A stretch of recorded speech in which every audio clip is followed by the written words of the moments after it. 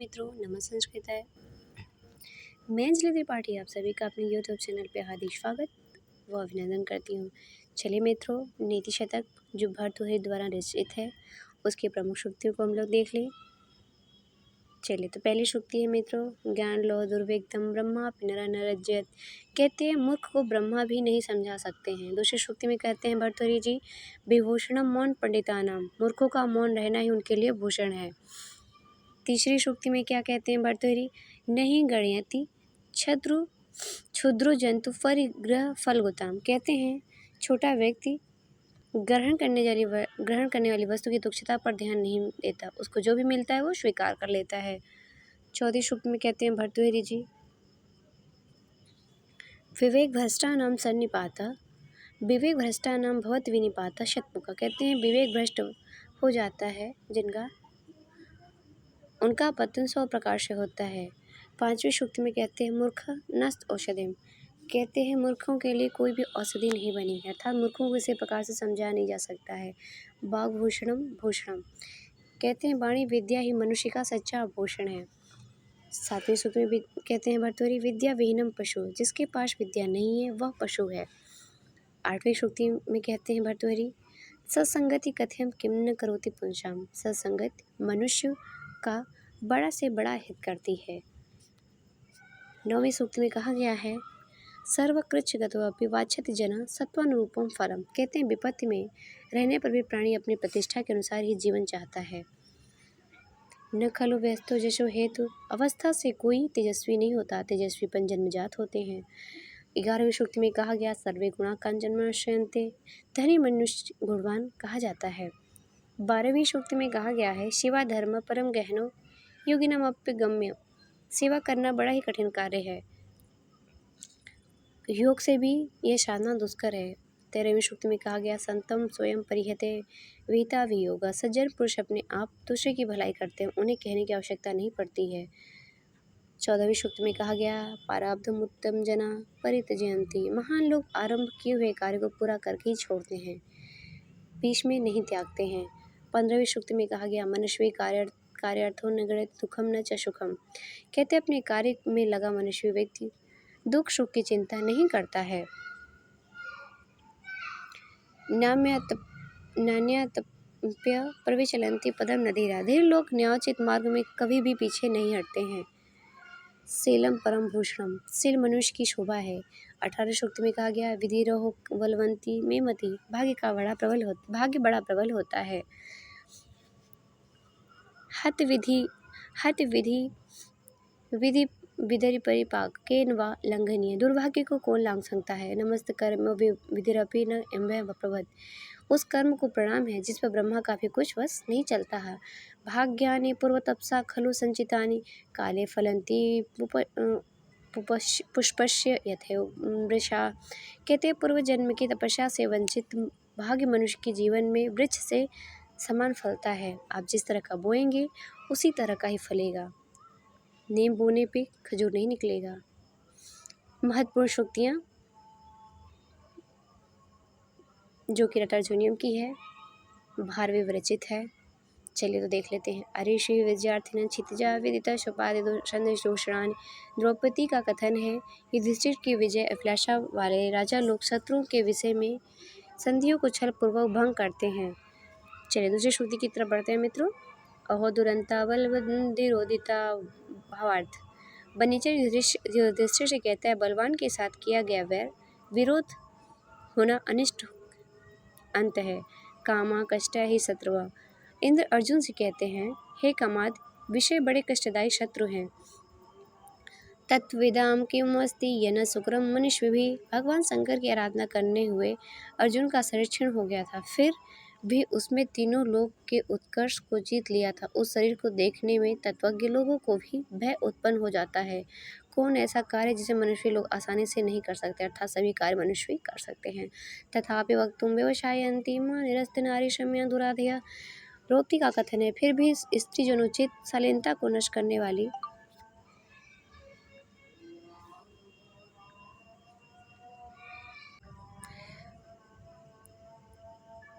मुझे बोलने के लिए प्रेरित करती। कहते हैं कि द्रौपदी का कथन है, फिर भी स्त्री स्त्री जनोचित शालीनता को नष्ट करने वाली दुष्ट मानसिक व्यथाएं मुझे बोलने के लिए प्रेरित करती हैं।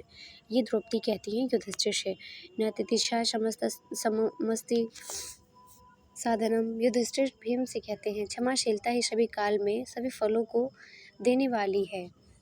नैहिन दापदरज्यते मनः।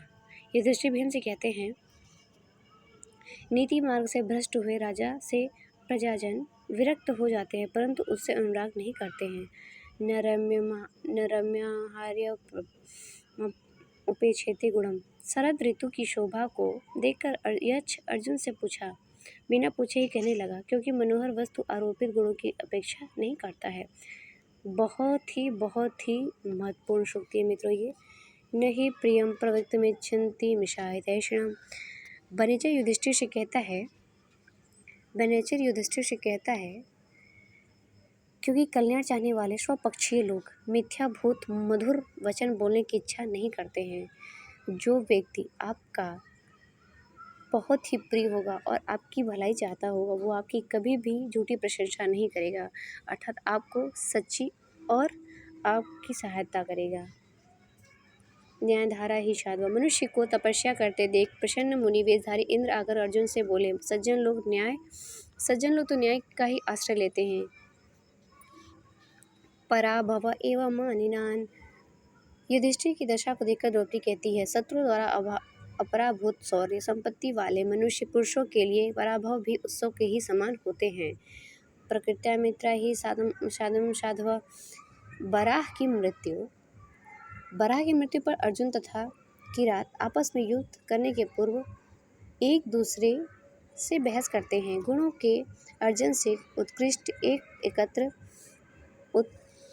जन एकत्र करने के विरोधी असज्जन लोग सज्जनों के सहज वैरी होते हैं। प्रकर्षतंत्रा ही रण जयश्री। भावार्थ। वेद व्यास युधिष्ठिर से कहते हैं युद्ध में विजय श्री उत्कर्ष के ही अधीन रहती है। ये भी बहुत ही महत्वपूर्ण सूक्ति है मित्रों। प्रवृत्तिशाला खलु मां दृशाम गिरा। कहते वनेचर का कथन है मुझ जैसे की बातें तो वृत्तांत मात्र पर्यवासिनी होती हैं। भवन्ति भवेषु ही पक्षपाता। भावार्थ। युधिष्ठिर के विजय के लिए विचार करते देवपायन व्यास बोले विरागी में मुझ लोग का भी साधुजनों से अधिक स्नेह होता है। मित्र लाभ मनुलाभ संपदा। भावार्थ इसका देखते हैं मित्रों। भगवान शंकर द्वारा भेजा गया वनेचर अर्जुन से कहता है इस तरह का मित्र लाभ सर्वोत्कृष्ट है। मुखरता अवसरे ही विराजते।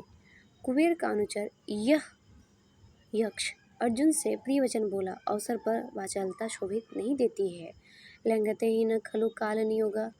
महाकवि भारवी ने सूर्यास्त के समय चकवा चकवी अलग हो जाते इस विषय में लिखा है, देव की आज्ञा कौन भंग कर सकता है। वसंती ही प्रेमणी गुणानुवंस्तुनि। अप्सराएं कहती हैं गुण तो प्रेम में निवास करते हैं, किसी वस्तु में नहीं। विविक्तम ब्रह्मणम पदम। भावार्थ। अर्जुन इंद्र को अपने तपस्या का प्रयोजन बताते हुए बोले, न तो मैं विनश्वरता रूप विद्युत पात से डरता हूँ, अतः मुझे मुक्ति की भी इच्छा नहीं है। ये भी बहुत महत्वपूर्ण सूक्ति मित्रों। वरम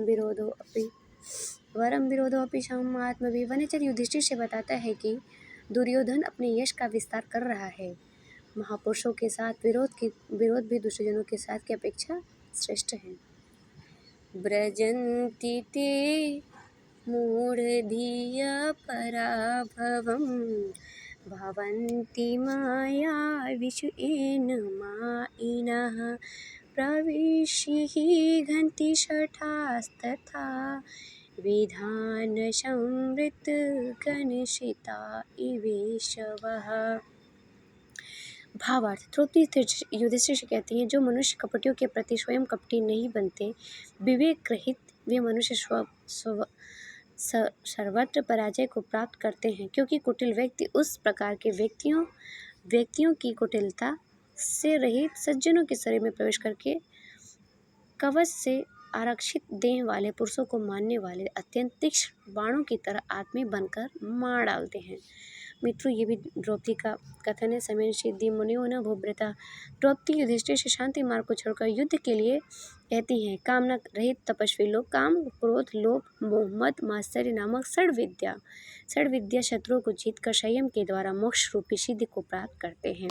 ये भी बहुत ही इंपॉर्टेंट होती है। सदानुकूलेषु कुर्वते रतिं नृपेषु च सर्वसंपदः। पनिशर का कथन है युधिष्ठिर से, क्योंकि राजाओं और आमत्यों के परस्पर अनुकूल होने पर समस्त संपदाएं सर्वदा अनुराग करती हैं। ये भी महत्वपूर्ण सूक्ति है। मित्रों शकिम सखान साधु शास्त्रियोदीपम। युधिष्ठिर द्वारा दुर्योधन के विषय में जानकारी लेने के लिए भेजा गया वनिचर गुप्तचर, जिसे कहते हैं, वापस आकर बोला, जो राजा को समुचित उपदेश नहीं देता है क्या वह मित्र है? अर्थात कभी नहीं। सुदुर्लभा सर्व मनोरमा गिरह। मित्रों ये भी बहुत ही महत्वपूर्ण सूक्ति है। अर्जुन ने किरात से क्षोभ रहित की तरह वचन बोले, तुम्हारी बाड़ी में सर्वगुण संपन्न होने से सर्वप्रिय है। सुलभा रमत्यालोके दुर्लभम ही गुणार्जनम। कहते हैं मुनि वेश धारण कर इंद्र अर्जुन से कहते हैं, सौंदर्य का मिलना तो संसार में कोई कठिन बात नहीं है, परंतु गुणों को प्राप्त करना अत्यंत कठिन है। स्फुटादन पदैर्पाकृत्य न च स्वीकृत अर्थ गौरवम।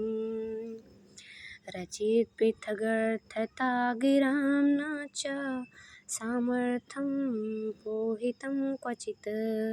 युधिष्ठिर भीम को समझाते हुए बोले, वचन में प्रयोग किए गए पदों के द्वारा अर्थ की इस सुस्पष्टता का परित्याग नहीं किया गया और अर्थ गौरव को नहीं स्वीकार किया गया।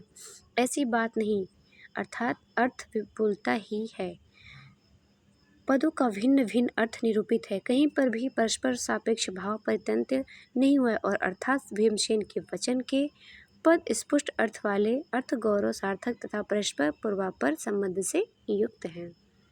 मित्र यह भी महत्वपूर्ण सूक्ति है। सहसोष्ठवोदार्य विशेषशालिनीं विनिश्चितार्थमिति वाचमदे अददे। सब सौंदर्य और अर्थ संपत्ति की विशिष्टता से सुशोभित तथा सुनिश्चित अर्थ वाली इस प्रकार की वाणी को अंगीकृत किया। हरति मनो मधुराय वनश्री। अप्सराएं अर्जुन को तपस्या करता देख मोहित हो जाती हैं तथा अर्जुन की तपस्या भंग करने का विचार करती हैं, क्योंकि अवस्था में रम्य शोभा मन का हरण कर लेती है। धन्यवाद मित्रों। नमः संस्कृत। आशा करती हूँ आपको यह वीडियो अच्छा लगेगा और अपने मित्रों को ज़्यादा से ज़्यादा आप लोग शेयर करेंगे और सब्सक्राइब